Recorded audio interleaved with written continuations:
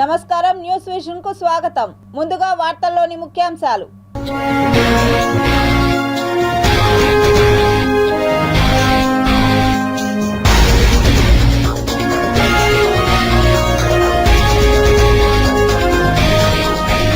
రక్తం తాగి బతికే వాంపైర్ గబ్బిలాలు, శాస్త్రవేత్తల వినూత్న ప్రయోగం. భారత్ తొలి లాంగ్ రేంజ్ హైపర్సోనిక్ మిస్సైల్ పరీక్ష success. Doctor APJ Abdul Kalam ద్వీపం నుంచి ప్రయోగించిన మిస్సైల్. పాడె మోసిన సీఎం చంద్రబాబు, తమ్ముడు నారా రామ్మూర్తి నాయుడు అంత్యక్రియలు పూర్తి. 5 నెలలుగా టీటీడీలో అనేక మార్పులు. ధర్మకర్తల మండలి ఎక్స్ అఫీషియో సభ్యుడిగా ప్రమాణ స్వీకారం చేసిన ఈవో శ్యామలరావు. మహారాష్ట్రలో పవన్ కళ్యాణ్ ఎన్నికల ప్రచారం. మరాఠీ, హిందీ, తెలుగు భాషల్లో ప్రసంగం.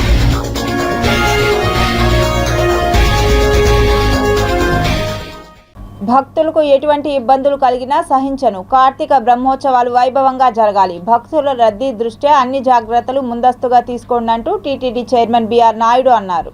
తిరుచానూరు శ్రీ పద్మావతి అమ్మవారి కార్తీక బ్రహ్మోత్సవాల ఆహ్వాన పత్రికను టీటీడీ ధర్మకర్తల మండలి చైర్మన్ బిఆర్ నాయుడుకు టీటీడీ ఈవో శ్యామలరావు అందించి ఆహ్వానించారు.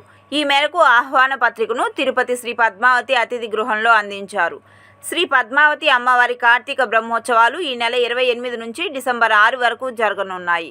ఈ నేపథ్యంలో శ్రీ పద్మావతి అమ్మవారి బ్రహ్మోత్సవాల ఏర్పాట్లపై టీటీడీ చైర్మన్ బిఆర్ నాయుడుకు వివరించారు. భక్తుల రద్దీని దృష్టిలో ఉంచుకొని ముందస్తు జాగ్రత్తలు తీసుకోవాలని టీటీడీ చైర్మన్ సూచించారు. ఈ కార్యక్రమంలో టీటీడీ అదనపు EO Venkaiah Chowdary, JEO V Veerabrahmam, CVSO Sridhar తదితరులు పాల్గొన్నారు. ఇక కార్తీక మాసం ఎఫెక్ట్ తిరుమలలో కనిపిస్తోంది. ఎటు చూసినా భక్తజన సందోహం తిరువీధులలో కనిపిస్తోంది. అలిపిరి నుంచి గల కాలినడక దారి భక్తులతో నిండుగా కనిపిస్తోంది. శ్రీ శ్రీనివాస శరణు శరణు అంటూ భక్తులు కలియుగ వైకుంఠం శ్రీ శ్రీనివాసుడి దర్శనం కోసం బారులు తిరుగుతున్నారు. దీనితో భక్తుల సేవలో తరించే టీటీడీ ఎటువంటి అసౌకర్యం కలగకుండా అన్ని జాగ్రత్తలు చేపట్టింది.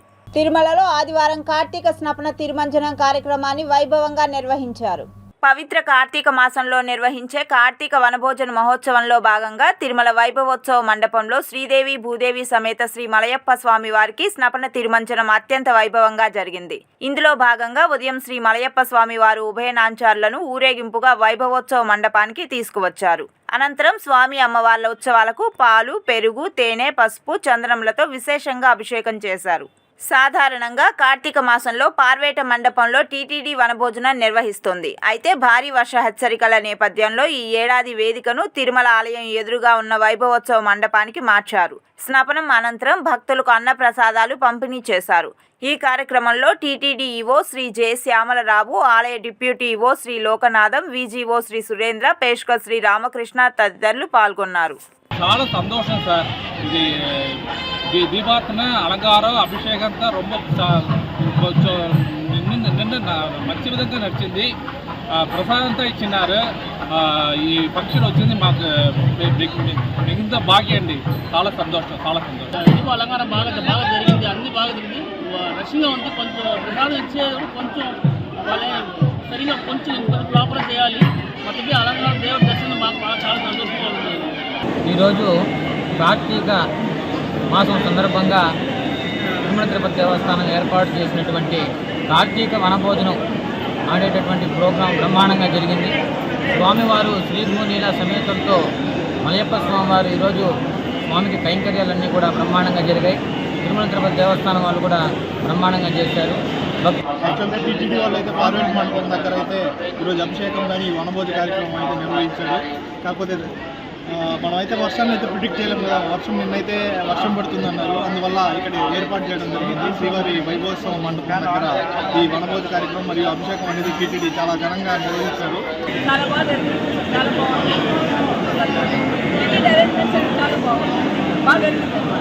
చాలా సంతోషంగా ఉంది. ఈనాడు నా పెద్ద దేవుడు భగవాన్ బ్లెస్సింగ్స్ చాలా సంతోషం. తిరుమల శ్రీవారిని ఆదివారం పలువురు ప్రముఖులు దర్శించి మొక్కులు చెల్లించుకున్నారు. తిరుమల శ్రీవారి నైవేద్య విరామ సమయంలో తెలంగాణ హైకోర్టు న్యాయమూర్తి Vinod Kumar, parliamentary defence standing committee chairman Radha Mohan Singh, ప్రభుత్వ విప్ గణబాబు, ఎమ్మెల్యేలు థామస్, వెంకట్రావు, జగన్మోహన్, సినీ నటుడు రాజేంద్ర ప్రసాద్, ఎమ్మెల్సీ భారత్ దర్శించుకున్నారు. వీరికి రంగనాయక మండపంలో పండితులు వేద ఆశీర్వచనాలు చేసి స్వామివారి తీర్థ ప్రసాదాలను అందించారు.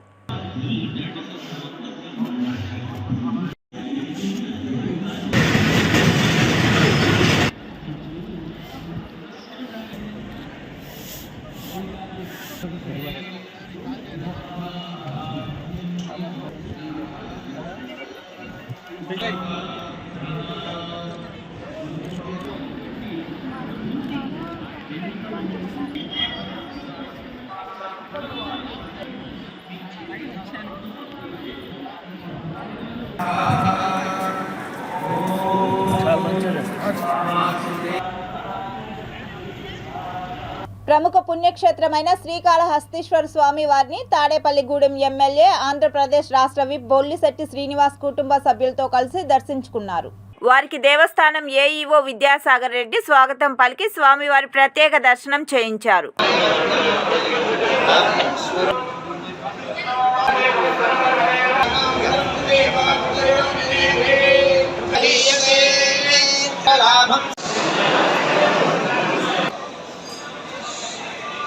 పలంనేరు చుట్టుపక్కల గ్రామాల్లో ఒంటరి మహిళల్ని హడలెత్తిస్తున్న చైన్స్ స్నాచింగ్ దొంగల్ని పలంనేరు పోలీసులు అరెస్టు చేశారు. స్నాచింగ్ ముఠా నాయకుడు చంద్రశేఖర్తో పాటు మొత్తం 6గురిని అరెస్టు చేశారు. అలాగే పొంగనూరుకు చెందిన మరో సింగిల్ చైన్ స్నాచర్ ప్రసాద్ను కూడా పోలీసులు అదుపులోకి తీసుకున్నారు. వారి నుంచి 330 గ్రాముల బంగారు ఆభరణాలని, 4 ద్విచక్ర వాహనాలని స్వాధీనం చేసుకున్నారు. వీటి విలువ సుమారు 24,75,000 రూపాయలు ఉంటుందని పోలీసులు తెలిపారు. ఈ ముఠా సభ్యులు సాధారణంగా మోటార్ సైకిల్పై 2 వస్తారు. ఒంటరిగా వెళ్తున్న మహిళ మెడలో ఉన్న చైన్ను వెనక ఉన్న వ్యక్తి లాక్కొని వెళ్లే విధంగా ప్లాన్ చేసుకుంటారు. పలంనేరు సబ్ డివిజన్లోని 5 మండలాల్లో మహిళల్ని బురిడీ కొట్టించి బంగారు ఆభరణాల్ని దోచుకెళ్తున్నారు. గత 2 సంవత్సరాలుగా వరుస దోపిడీలకు పాల్పడుతున్న ఈ గ్యాంగ్ సభ్యులందరూ తాపీ మేస్త్రి పనులతో జీవనం సాగించే వ్యక్తులుగా గుర్తించామని పోలీసులు చెప్పారు. పుంగనూరు ఆర్టీసీ బస్టాండ్లో అవుట్సోర్సింగ్ ఉద్యోగిగా జీవనం సాగించే ప్రసాద్ నాయక్ కూడా కొత్తగా ఈ గొలుసు దొంగతనానికి పాల్పడుతున్నాడు. పలు కంపెనీ లోన్ యాప్ల ద్వారా అప్పుల పాలై బతికే మార్గం లేక ప్రసాద్ నాయక్ గొలుసు దొంగతనానికి దిగాడని పోలీసులు చెప్పారు. 2 సంవత్సరాలుగా చిక్కని ఈ దొంగల ముఠాను ఎట్టకేలకు అరెస్టు చేశామని పోలీసులు చెప్పారు. ఈరోజు చిత్తూరు జిల్లాలో మనము పలమనేరు సబ్ డివిజన్లో చైన్ స్నాచింగ్ చేసే గ్యాంగ్స్కి సంబంధించి 2 డిఫరెంట్ గ్యాంగ్స్, ఈ 2 డిఫరెంట్ గ్యాంగ్స్ని మనం పట్టుకొని చౌడేపల్లి మరియు పొంగనూరు ఈ మండలాల్లో జరిగిన కేసును మనం ఛేదించడం జరిగింది. ఇందులో మొత్తం 8 మంది ముద్దాయిలు మనం పట్టుకున్నాము. మొదటి గ్యాంగ్ తీసుకుంటే ఈ గ్యాంగ్లో టోటల్గా 7 మంది అక్యూజ్డ్ ఉన్నారు.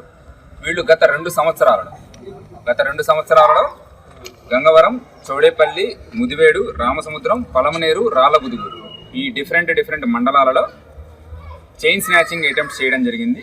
ఒంటరిగా వెళ్ళే మహిళలు కానీ, ఒంటరిగా ఉండే మహిళలు వాళ్ళని చూసి అదను చూసుకొని వాళ్ళ మెడలో ఉండే బంగారు ఆభరణాలు లాక్కొని చైన్ స్నాచింగ్ చేసేసి పారిపోవడం జరుగుతుంది.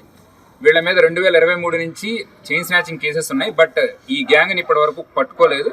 వీళ్ళ మీద ఎటువంటి క్రైమ్ రికార్డులు ఏ పోలీస్ స్టేషన్లు లేవు. మొదటిసారిగా ఈ పర్సన్ని మనం అరెస్ట్ చేయడము అండ్ వీళ్ళ ఎంఓ మొత్తం బయటికి తీసుకురావడం. ఇతనికి ఈ చైన్ స్నాచింగ్ చేసే మొత్తం 6 ఎవరైతే సరే బైక్స్ నడుపుతుంటారో వాళ్ళందరినీ కూడా మనం మొత్తం గ్యాంగ్ని మొత్తాన్ని పట్టుకొని ఈ 330 గ్రాముల బంగారం మనము రికవరీ చేయడం జరిగింది. ఆంధ్రప్రదేశ్ ముఖ్యమంత్రి నారా చంద్రబాబు నాయుడు సోదరుడు నారా రామ్మూర్తి నాయుడు అంత్యక్రియలు ఏపీ ప్రభుత్వ లాంఛనాలతో ముగిశాయి. రామ్మూర్తి నాయుడు కుమారుడు సినీ హీరో నారా రోహిత్ తన తండ్రి పార్థివ దేహానికి కొరివి పెట్టి అంత్యక్రియలు నిర్వహించారు. అనారోగ్య సమస్యలతో హైదరాబాద్ ఏఐజీ ఆసుపత్రిలో చికిత్స పొందుతున్న ఆయన శనివారం మధ్యాహ్నం తుదిశ్వాస విడిచిన సంగతి తెలిసిందే. రామ్మూర్తి నాయుడు మృతదేహాన్ని ఇవాళ ఉదయం ప్రత్యేక విమానంలో నారావారిపల్లెకు తరలించిన కుటుంబ సభ్యులు అంత్యక్రియలు నిర్వహించారు. అంతకుముందు రామ్మూర్తి నాయుడి అంతిమయాత్రలో తమ్ముడు పాటెను సీఎం చంద్రబాబు మోశారు. ఈ సందర్భంగా ముఖ్యమంత్రి కన్నీటి పర్యంతమయ్యారు. మరోవైపు ఆయన అంతిమయాత్రలో మందకృష్ణ మాదిగ డప్పు కొట్టి తన అభిమానాన్ని చాటుకున్నారు. ఈ కార్యక్రమానికి పెద్ద ఎత్తున టీడీపీ, జనసేన, బీజేపీ నేతలు, కార్యకర్తలు, సినిమా పరిశ్రమ నుంచి పలువురు సెలబ్రిటీలు, వివిధ రంగాల ప్రముఖులు హాజరయ్యారు.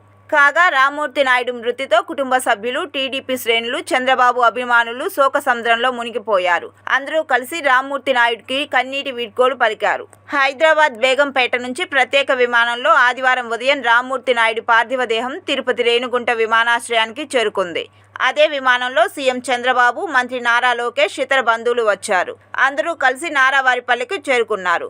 అయితే రేణిగుంట విమానాశ్రయం నుంచి చంద్రబాబుతో పాటు మహారాష్ట్ర గవర్నర్ రాధాకృష్ణ సైతం గ్రామానికి చేరుకున్నారు. చంద్రబాబుతో పాటు ఆయన సతీమణి భువనేశ్వరి, కోడలు బ్రాహ్మిణి, ఇతర కుటుంబ సభ్యులు సైతం గ్రామానికి వచ్చారు.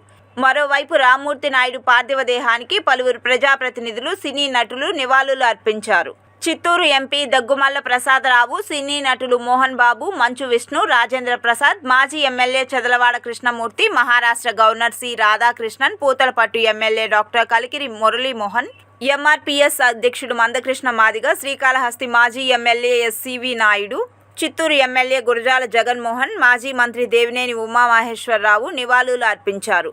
రామ్మూర్తి కుటుంబ సభ్యులకు ప్రగాఢ సానుభూతి తెలిపారు. అనంతరం అంతిమయాత్ర చేపట్టి అంత్యక్రియలు నిర్వహించారు. దేశంలోని పలు ప్రాంతాల్లో భారీ వర్షాలు కురుస్తాయని భారత వాతావరణ విభాగం ఆదివారం హెచ్చరికలు జారీ చేసింది. రానున్న 5 రోజుల్లో వాయువ్య, మధ్య, తూర్పు, పశ్చిమ భారతదేశంలోని చాలా ప్రాంతాల్లో ఉష్ణోగ్రతలు భారీగా పడిపోతాయని తెలిపింది. అంటే 2 నుంచి 3 డిగ్రీల సెల్సియస్కు తగ్గుతాయని అంచనా వేస్తోంది. ఇక వాతావరణ కేంద్రం అంచనాల ప్రకారం సోమవారం ఉదయం పంజాబ్, హర్యానా, వాయువ్య రాజస్థాన్తో పాటు బీహార్లో దట్టమైన పొగమంచు కప్పుకొని ఉంటుందని తెలిపింది. ఇక నవంబర్ 17వ తేదీ తమిళనాడు, పుదుచ్చేరి, కరైకల్, కేరళ, మాహేలతో తేలికపాటి నుంచి భారీ వర్షాలు కురిసే అవకాశం ఉందని వివరించింది. వారం రోజుల పాటు అండమాన్, నికోబార్ దీవులలో చాలా చోట్ల తేలికపాటి వర్షాలు కురిసే అవకాశం ఉందని పేర్కొంది. అలాగే వివిధ ప్రాంతాల్లో ఉరుములు, మెరుపులతో కూడిన వర్షాలు సైతం కురిసే అవకాశాలున్నాయని చెప్పింది. పంజాబ్, హర్యానా, చండీగఢ్, ఢిల్లీ, పశ్చిమ రాజస్థాన్లోని కొన్ని ప్రాంతాల్లో సోమవారం ఉదయం దట్టమైన పొగమంచు కురుస్తుందని వాతావరణ శాఖ తెలిపింది. ఇక నవంబర్ 18వ తేదీ నుంచి బీహార్లో పొగమంచు పడుతుందని తెలిపింది. అదేవిధంగా నవంబర్ 17 నుంచి 19వ తేదీ వరకు పశ్చిమ బెంగాల్, సిక్కిం, అస్సాంతో పాటు మేఘాలయలోని వివిధ ప్రాంతాల్లో పొగమంచు కురిసే అవకాశం ఉందని పేర్కొంది. దేశ రాజధాని ఢిల్లీ పరిసర ప్రాంతాలలో ఉష్ణోగ్రతలు వేగంగా పడిపోయాయి. న్యూఢిల్లీలో ఎన్సీఆర్లో చలి విజృంభించింది. దీంతో ఢిల్లీ వాసులకు ఉదయం, సాయంత్రం వేళల్లో చలి మొదలైంది. అలాగే శీతాకాలం కావడంతో భారీగా మంచు పడుతోంది. ఉదయం పూట దట్టమైన పొగమంచు సైతం కప్పేస్తోంది. ఇక పర్వత ప్రాంతాల్లో మంచు భారీగా కురుస్తుంది. దీన్ని ఆస్వాదించేందుకు పర్యాటక ప్రాంతాలకు పర్యాటకులు పోటెత్తుతున్నారు. మరోవైపు భారీగా మంచు పడుతోంది. దీంతో విమానాలు ఆలస్యంగా నడుస్తున్నాయి. అలాగే దాదాపు 30 రైళ్లు సైతం చాలా ఆలస్యంగా నడుస్తున్నాయి. తిరుమల లడ్డూలో కల్తీ నెయ్యి వాడకంపై విచారణ కోసం నియమించిన సిబిఐ సిట్ కోసం టీటీడీ భూదేవి కాంప్లెక్స్లోని పాత ఎస్వీబీసీ కార్యాలయం కేటాయించారు. సిట్ అధికారులకు అవసరమైన కంప్యూటర్ గదులు, విచారణకు అవసరమైన ప్రత్యేక వసతులు, డీఎస్పీలు, సిఐలకు, అధికారులకు వేచి ఉండేందుకు అన్ని రకాల వసతులు ఉండటంతో దీన్ని ఎంపిక చేసినట్లు తెలిసింది. ఈ మేరకు టీటీడీకి ప్రత్యేక లేఖ రాయడంతో పాత ఎస్వీబీసీ కార్యాలయాన్ని కేటాయించడానికి అధికారికంగా అంగీకరించారు. ఈ విషయాన్ని సిట్ బృందంలోని ఓ అధికారి శనివారం రాత్రి ధృవీకరించారు. విచారణకు అవసరమైన కంప్యూటర్లు, ప్రింటర్లు, ఇతరత్రా పరికరాలను సమకూర్చనున్నారు. సిట్లో 2 సిబిఐ అధికారులతో పాటు రాష్ట్ర పోలీస్ శాఖ నుంచి మరో 2 అధికారులు, ఆహార కల్తీ నిరోధక శాఖ నిపుణుడు ఉంటారు. వీరికి సహాయంగా 4 డీఎస్పీలు, 8 మంది సిఐలు, 2 ఎస్ఐలతో పాటు మరికొందరు సిబ్బంది ఉంటారు. వీరందరూ కలిసి దాదాపు 30 నుంచి 35 మంది ఉంటారని ఓ అధికారి తెలిపారు. దీనికి సంబంధించి అన్ని ఏర్పాట్లు శరవేగంగా సాగుతున్నాయి. వీలైనంత త్వరలో అన్ని ఏర్పాట్లతో కార్యాలయం ప్రారంభించడానికి పోలీసు అధికారులు, టీటీడీ చర్యలు చేపట్టింది. తిరుమలలో అన్యమత ప్రచారం కలకలం రేపుతోంది. పాప వినాశనం వద్ద ఓ వర్గం వారు తమ మతం గురించి ప్రచారం చేశారనే వదంతులు ఊపందుకున్నాయి. పాప వినాశనంలో 20 మందికి పైగా అన్యమతస్థులు పాటలతో రీల్స్ చేశారనే ప్రచారం జోరుగా సాగుతోంది. అయితే వారు అన్యమత ప్రచారం చేయడంలో అటవీ శాఖ అధికారుల సహకారం ఉందనే ఆరోపణలు సైతం గుప్పుమంటున్నాయి. దీంతో టీటీడీ విజిలెన్స్ విభాగ రంగంలోకి దిగింది.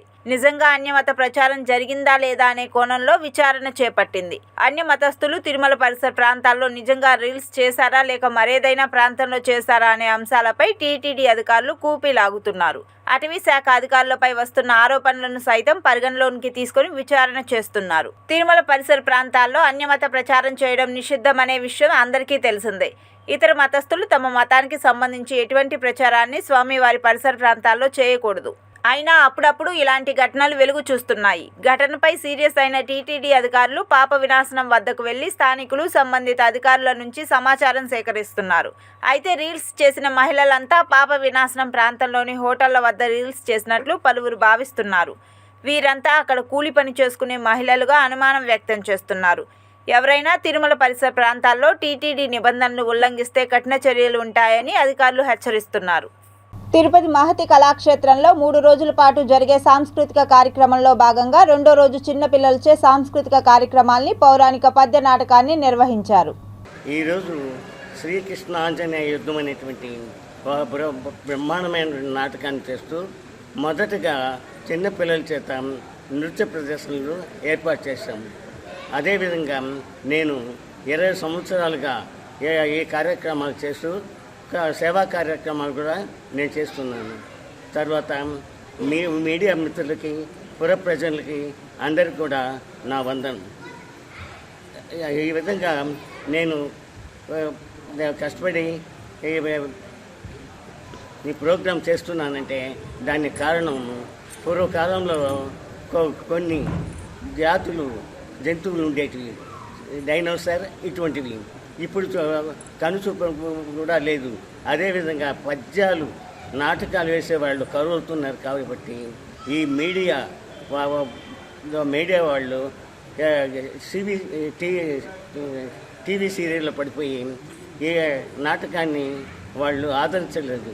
అందుకని నేను కష్టపడి నాటకాన్ని, నృత్యాన్ని అన్నీ కూడా చేయడానికి ఉంటున్నాను. టీటీడీ బోర్డు ముందున్న లక్ష్యాలేంటి?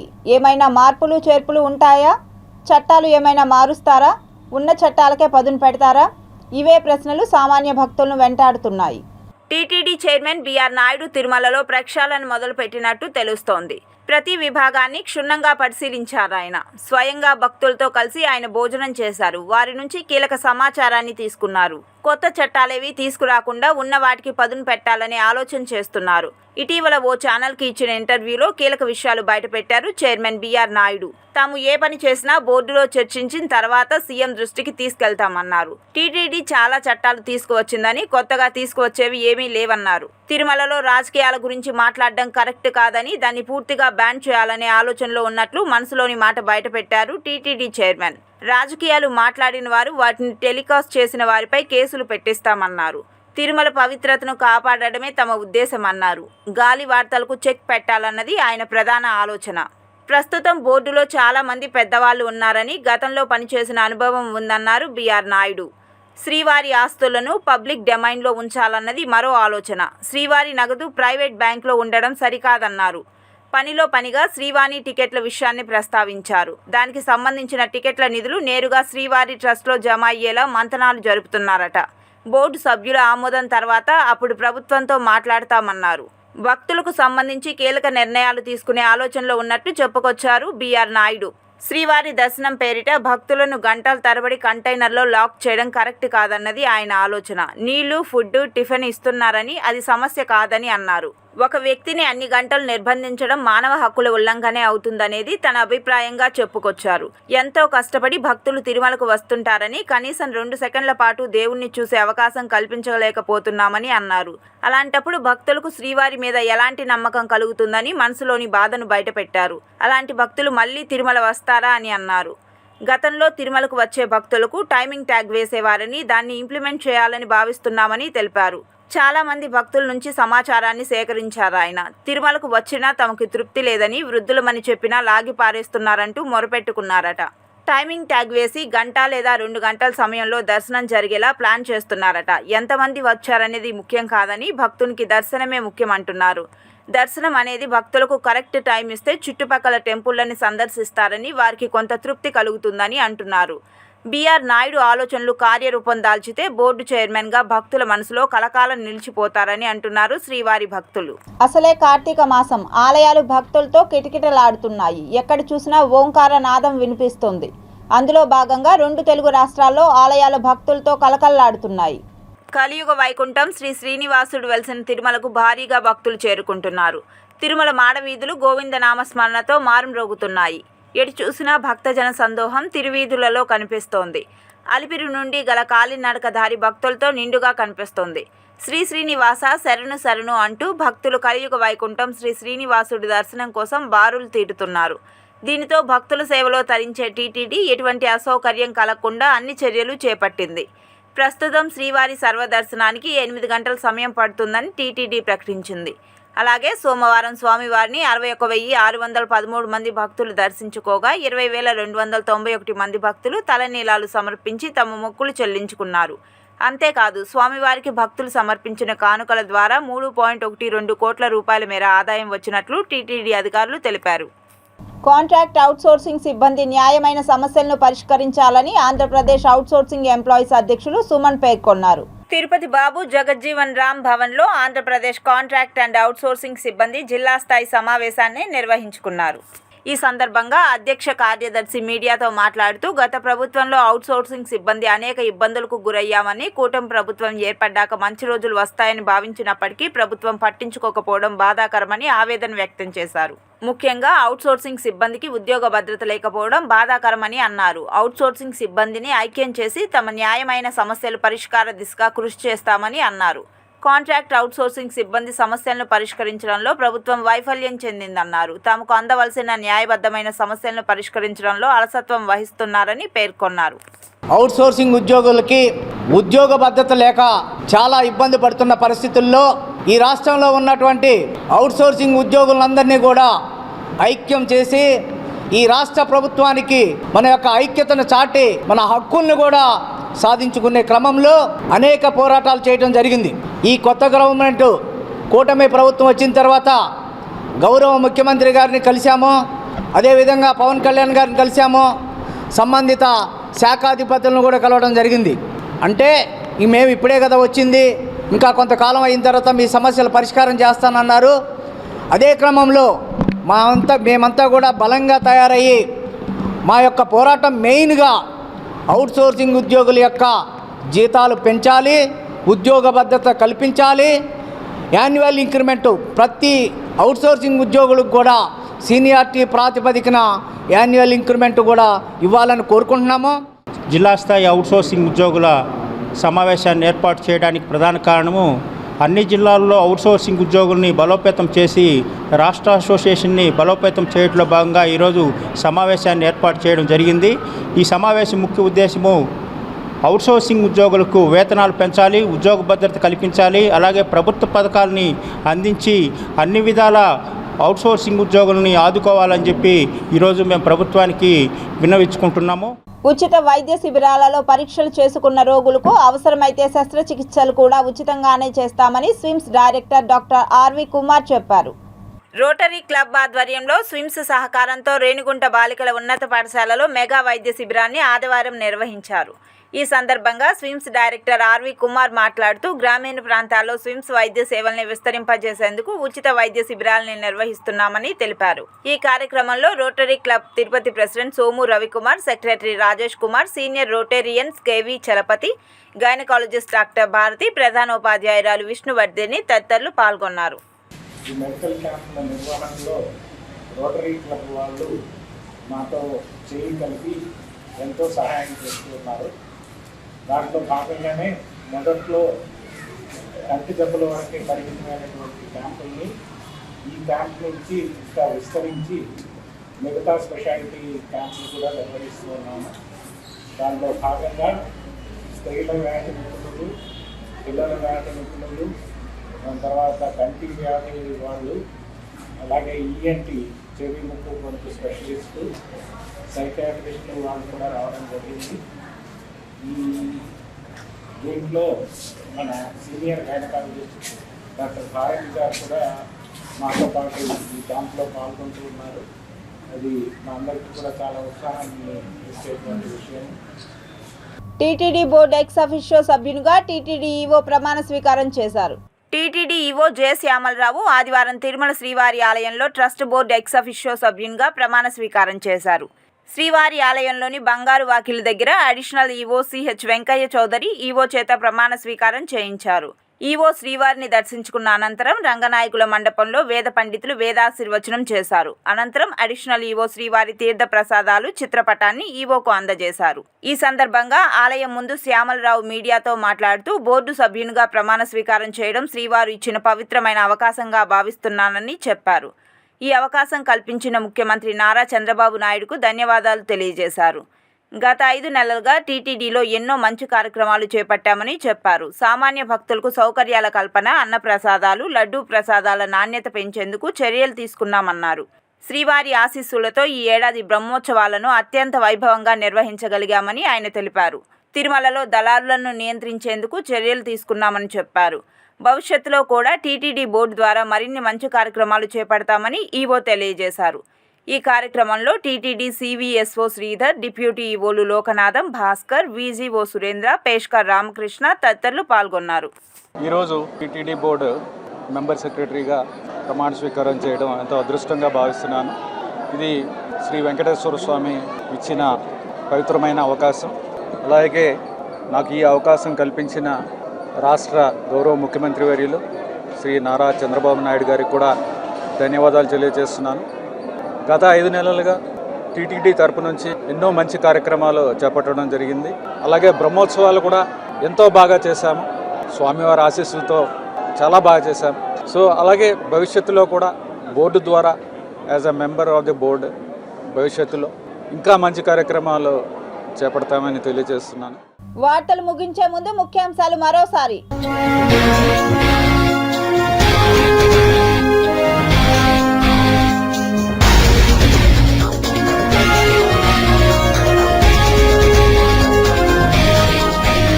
రక్తం తాగి బతికే వాంపైర్ గబ్బిలాలు, శాస్త్రవేత్తల వినూత్న ప్రయోగం. భారత్ తొలి లాంగ్ రేంజ్ హైపర్సోనిక్ మిస్సైల్ పరీక్ష success. Doctor APJ Abdul Kalam ద్వీపం నుంచి ప్రయోగించిన మిస్సైల్. పాడెమోసిన సీఎం చంద్రబాబు, తమ్ముడు నారా రామ్మూర్తి నాయుడు అంత్యక్రియలు పూర్తి.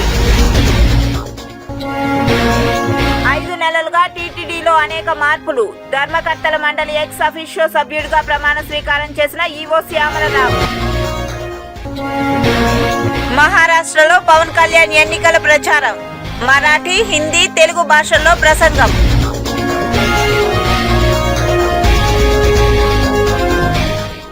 ఈ వార్తలు ఇంతటితో సమాప్తం. సమగ్ర సమాచారంతో న్యూస్ విజన్లో మళ్ళీ కలుద్దాం. అంతవరకు సెలవు. నమస్కారం.